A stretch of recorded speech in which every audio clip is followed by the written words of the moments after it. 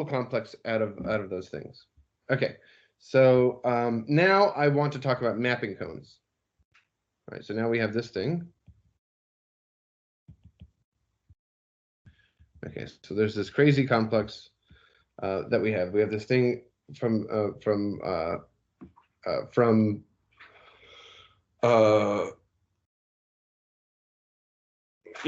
double complexes we can do. Okay, so this is going to play a role in that proof.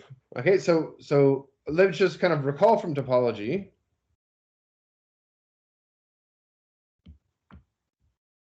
Right, that if we have a map of topological spaces, a map of topological spaces, we can form its mapping cone.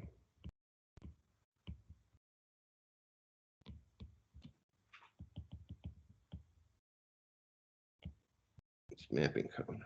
Okay, so here this is CF. So this is the mapping cone of F. Okay, and what does this thing look like? So here, let's draw it like this. So what we had is we had Y. So here's Y, and then what we did is we took. Okay, we can draw it like this. Okay, so here is. Okay, so here is F of. Oh. Okay, let's draw it like that. Here, dang it. Oh, I'm erasing. Okay, this is F of X here. This slice here is Y. And then this is like little slices here. These are like pieces of X. Okay. So this thing is, as you recall, this is the cone of X. Okay, so the cone of X is really, so we took X. So this is like X cross I, the interval. And then what we did is we pinched it down. We pinched down one side here to a point. And so this is the cone of X. Okay. So so this is the cone of X, and then we glued onto it Y via the map F at the bottom.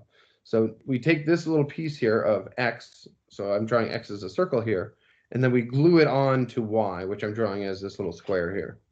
Okay, so this is what the mapping cone was. And it had this nice property, right? The mapping cone has a nice property.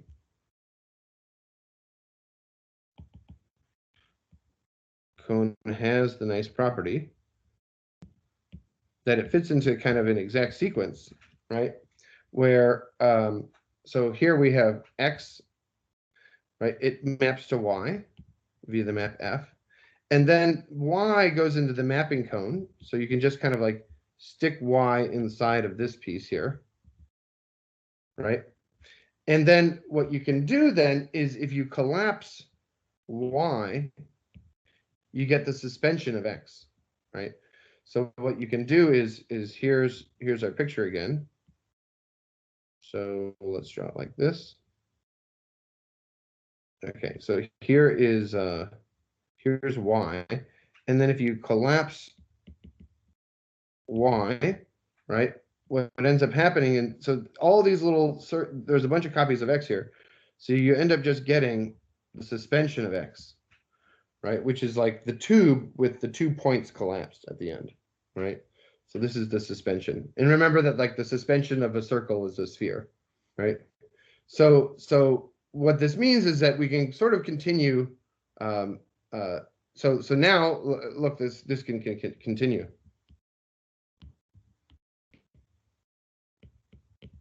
Okay.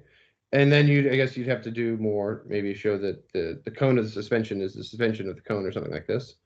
And then you could try and continue this, okay? And the way that homotopy groups work, right? You know, the suspension shifts the index of homotopy groups and homology groups, okay? So what we're going to do is we're going to kind of do a homological version of this. So let's do the homological version of the mapping cone. And so given that, okay, so given that that suspension was the shifting operation, we expect the shifting operation to come into play. Okay, so if F, so from A to B, so again, I'm going to omit the grading thing. So this is a chain map, a chain morphism of chain complexes.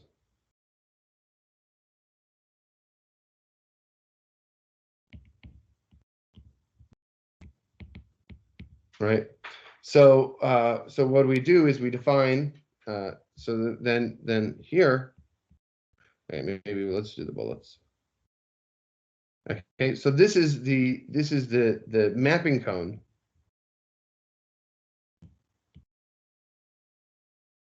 The mapping cone complex. Okay, and so what is it going to be defined to be equal to? It's going to be defined to be equal to A1, this thing here, direct sum B. Okay, and so as a chain complex, what does it look like? So this thing looks like, well, dot, dot, dot, and we have A, so n minus 1, let's see, okay, n plus 1, Bn, An, Bn minus 1. And then we have this keeps going like this. Okay, and so the D map here is a little bit different. So the D map is like so. So D of this complex here. Okay, of n. So this is going to be D of A1 here, n, and then we do F 1n dBn. So we have a minus here. Okay, so this is the chain. This is the mapping cone here. Okay, so the mapping cone of a morphism of chain complexes. Okay, let me just take a second to make sure. Yeah, looks like a matrix. I think I missed something there. That is a matrix. That is a matrix, right? You're doing because we have two pieces here, right? So let me just make sure I have my D. That makes sense why it'd have to be one. Never mind. Thanks. Yeah. So we need this to work. So I thought I wrote this down, but let's just check that this makes sense. Okay. So so what do we want? So we want yeah. So let's look at what happens, right? So let's do A1 B here, and let's look at the nth piece here, right? So this is A1n, Bn, and so these things look like An minus 1 direct sum Bn. So so maybe this is incorrect here.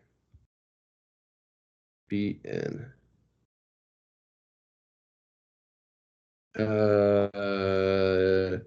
And these should go from larger to so sorry. So let's do this. An minus 1. Maybe this is what I had written before. Okay, I always get my indexes messed up because I like cohomology. Let's see. This is Ban, Bn plus 1. Okay, so this is the way that this should go. And so this is the, this piece here is Cf of n. Okay, so here we need to go from, all right, so let's go from this to the next one. So here we'll have something sort of like, let's look at what it does. Oh, just for concreteness, right? So let's do this, dNCF. Okay, and let's apply this to An minus 1 in Bn. Okay, so this thing looks like, All right, so this thing looks like dn minus 1 on the A complex. And then this thing looks like fn minus 1. And then we have minus dn on the B complex. Okay, so this applies to an minus 1 bn. And what do we get here? All right, so this thing looks like d of an minus 1. Okay, that's the AD. And then we have fn minus 1 of an minus 1 minus d, and then we get this thing bn minus 1. Okay, so look, they all land in the correct place. So this is done. So fn minus 1, so notice that fn minus 1, this goes from an minus 1 to bn minus 1, right? We also have that d here, this goes from bn to bn minus 1. So this addition makes sense, okay? All right, and so how do we see that d squared is 0? So let's apply d again. Okay, so what do we do? So we take d of the first thing, right? So we have d squared an minus 1, okay, because we're just taking d of the top piece. Sorry, d of a squared, okay? And then the bottom piece, okay, so we're doing, so the bottom piece, we take fn, so now we're doing, so it goes to smaller things. So this goes fn minus 2 of dA an minus 1, right? Plus, so now we do minus d of, okay, now we take what we had before, fn minus 1, an minus 1, minus d of bn. Okay, so this is bd, like so. Okay, and what does this thing equal? So this is equal, so the top part is d squared. Okay, and so we have fn minus 2 d an minus 1. So this is the AD minus, now we have the dB fn minus 1 an minus 1. And then we have minus or plus a d squared dB squared bn. That part goes to 0, right? And then this is a chain map, so this is 0 as well. This is 0 since it's a chain map, since F is a chain map.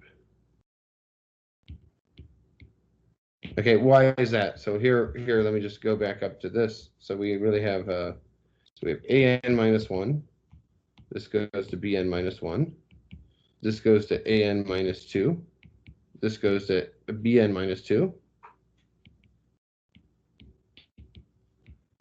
Right, and we have fn minus 1, fn minus, sorry, this is not where this goes. This one goes here, and this one goes here. And this was dB, and this was dA, right? And so it's saying that these two things commute. So on one side, we're doing D and then F, and the other side, we're doing F and then D, right? And so these two things are equal because of the property of F being a chain map. So that shows that D squared is indeed equal to 0. Okay, so so this thing here is the proof. This is the proof that this thing here is a chain complex. Okay. All right. So let's look at like what else we can do with this thing. Okay. So before in this mapping cone thing, right? So we had that Y goes into the chain complex, and then it goes into the suspension. Okay. So let's look at our chain complex here. It looks like this. So let's see the analog. So the exact sequence. So let's prove a theorem. Well, I mean, this is an easy theorem. So we have a short exact sequence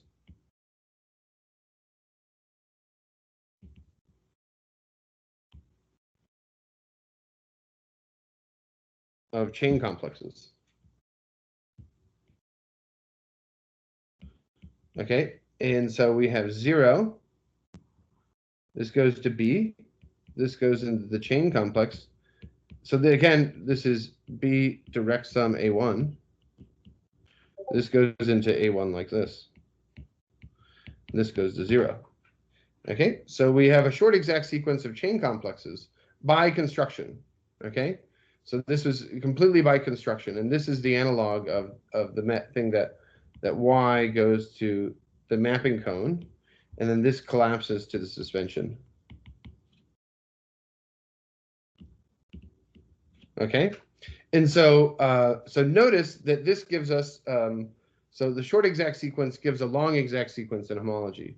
So short exact sequences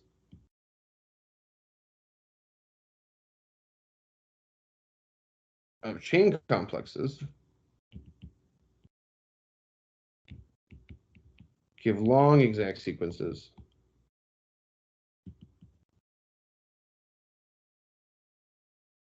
in homology. Okay, so in particular, if we have this thing, so we'll have so we have H0 of A1. This goes to H0 of CF, H0 of B, and then this goes to H1 of A1, H1 of CF, H1 of B, and then this goes all the way around and it continues. Okay, so we have this long exact sequence in homology, and then this thing is shifted, right? So this is actually H0 of A, and this is H0, H minus 1 of A. I guess if we've, I guess we could continue. So I guess this could continue too, right? So this could go to H minus 1 of B. I guess if we had stuff in negative degree, and I never said anything about the complexes being bounded. Bounded means that it's going to be 0 after, so we're not going to have any -1 chains. But okay, so so this short exact sequence here for the mapping cone gives rise to this long exact sequence like this. Okay, and so one of the things that you can try and do to show that two complexes are the same. So let me kind of give kind of an upshot.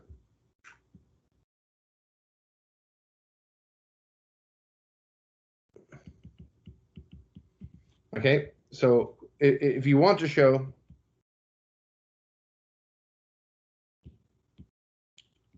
two complexes that if you want to show that a chain map F from A to B is a quasi-isomorphism. So quasi-isomorphism means that it's going to be an isomorphism on homology, right? Then it suffices to show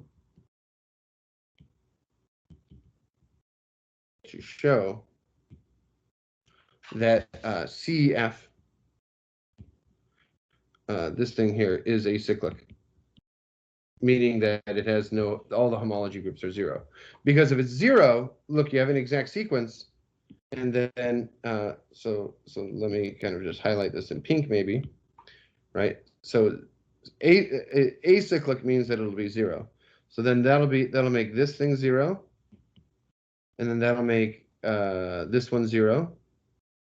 And then you'll have an exact sequence with zeros, and whenever you have an exact sequence where you're bounded by zeros, then you get an isomorphism. So this will be, so I mean, down here you'll get an H1 of A, right? And because it's shifted, which is H2 of A1. Okay, so so here, and then you'll get a 0 here if the chain complex is acyclic, or the mapping cone is acyclic. Okay, so yeah, so that's one way that we can show that two complexes are the same, and this is what we're going to do to show that the two derived functors are the same. Okay, so okay, so that's what we talked about. Yeah, so that's kind of the strategy here. So the strategy. Okay, so now let me pause here, and then I can go and do the proof that that these so again, what were we doing? Let's go way back. So what's the point of this whole discussion? So everything I set up was to show that Tor, the left derived functor and the right derived functor are the same. Okay, and so this is what we're going to do. So I'm gonna just cut here, and then I'm going to continue.